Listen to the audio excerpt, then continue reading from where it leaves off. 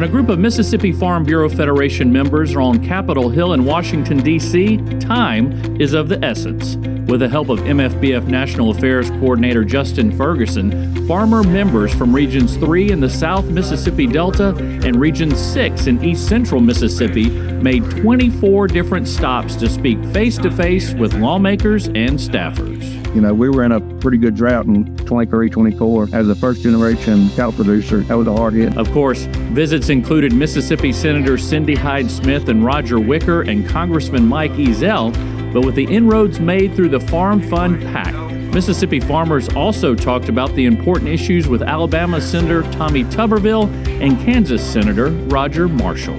It's an honor to shake their hand and tell them thank you for the things that they're doing for us, and also to have them be a listening ear and kind of a sounding board for us to tell them, hey, this is what's happening on our operation and this is what we really could use some help with. So it's great to be here. These guys on Capitol Hill need to hear this message better from the producer or a voice for the producer.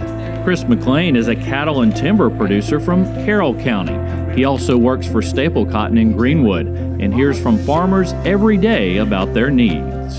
They're actually business partners, but they've become friends over time. They expressed to me a lot of concerns on the farm. When I told them I was coming here today with Farm Bureau, they all had something they wanted me to share with the legislators that I would be in front of. On this trip, a new farm bill was on everyone's mind, but issues surrounding farm labor and the Make America Healthy Again report just released from the Department of Health and Human Services targeting pesticides and herbicides.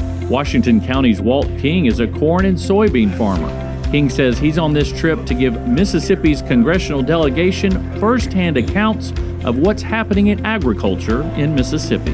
Getting information from the news and calling somebody on the phone is just not the same. You get here and start talking, you figure things out. Like they're hearing things from you that they've never heard before or they haven't heard firsthand, which is a whole lot of a difference from hearing it on a report or, from secondhand from someone else. But without Mississippi Farm Bureau Federation standing with these members and the Farm Fund PAC opening the door with agriculture-friendly congressmen and senators, it would be nearly impossible for these farmers to get this opportunity. A fact not lost on these attendees. Farm Bureau gives us that avenue to join our fellow farmers and ranchers there in the state to come up and have a bigger voice than just one person coming by ourselves and hoping that they'll take our meetings and hear our stories. Connecting with people that are, making the rules, sounding the programs that we use.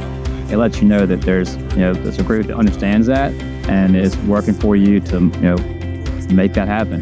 Just another way your membership in Farm Bureau continues to elevate, innovate, and cultivate the mission to push agriculture into the future. It's very important that we have a voice in agriculture, and in fact, that is the motto of Farm Bureau, is to be the voice of agriculture. So we're glad to be here to discuss some problems and to also thank them for the way that they're advocating for us in return.